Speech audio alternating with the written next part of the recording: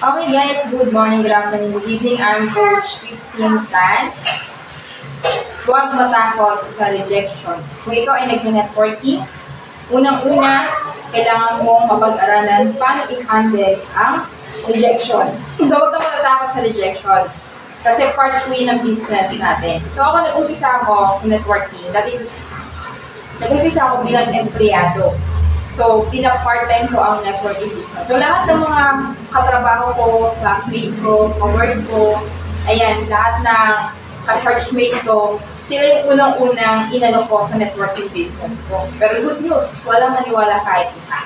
Pero, hindi ako natakot sa rejection. Pinag-aralan ko paano i-handle ang rejection. So, nalaman ko na part pala yan ng business natin, guys. Sabi nga ng mentor ko, diba, magic gains po yan. So, the more na marami kang kinakausap, the more na marami din pong magre-reject sa'yo. Pero, sa kakano po nila, tuloy-tuloy ka lang, huwag ka lang titigil, meron din mag-yes sa'yo, sa business mo. So, kailangan mo lang magtuloy-tuloy para meron kang maging business partner. At kapag makita mo, tinatawag na 4 na alas, tuloy-tuloy ka pa lang din sa paghanap. Huwag kang titigil hanggat hindi mo nakukuha yung first million mo nakita dito sa network industry.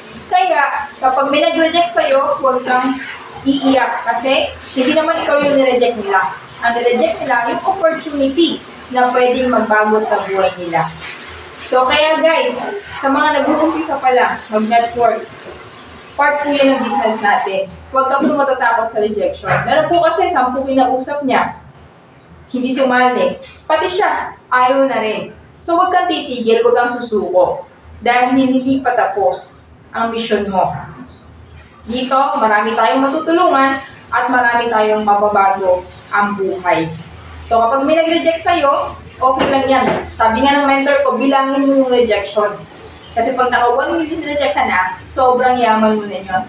Ikaw ay magiging multi-millionaires na. Kasi hindi naman lahat ng tao magre-reject. Ang hinahanap natin dito, yung mga tao gusto rin yung ginagawa natin. At kausap mo ng tao, hindi ka natatakot sa rejection kasi yung iba, kumausap ng 1, 2, 3, 4, 5, nireject siya, ay hindi na kumausap. Kaya hindi tumuloy-tuloy sa business. Kaya hindi nagkaroon ng resulta. Dito guys, lahat naman po nare-reject. Kahit top earner ka pa, nare-reject ka. Pero kapag nire-reject kami mga top earner, hindi po kami umiiyak. Ang sinasabi lang namin, hindi ako ang nire-reject mo, kundi yung opportunity na pwedeng mabago ang buhay mo at maging maganda ang buhay mo. Diba? So kung ikaw ay OFW, gusto mo makauwi sa Pilipinas para makasama yung family mo, kailangan mo galingan, lupitan, at huwag kang matakot sa rejection. Kasi darating yung time, may mag-yes din sa'yo. At sunod-sunod na yung yes. Kakano, sunod-sunod na yan. Basta huwag kang tumigil, may mag-yes, may mag-yes, may mag-yes, may mag-yes. At dadami na yung mga business partner at yun yung magpapayaman sa'yo.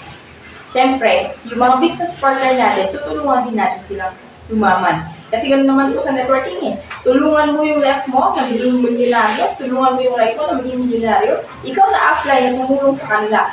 Multi-millionaire. So, thank you and God bless. Subscribe mo YouTube channel, Coach Christine Tan, para sa mga networking tips.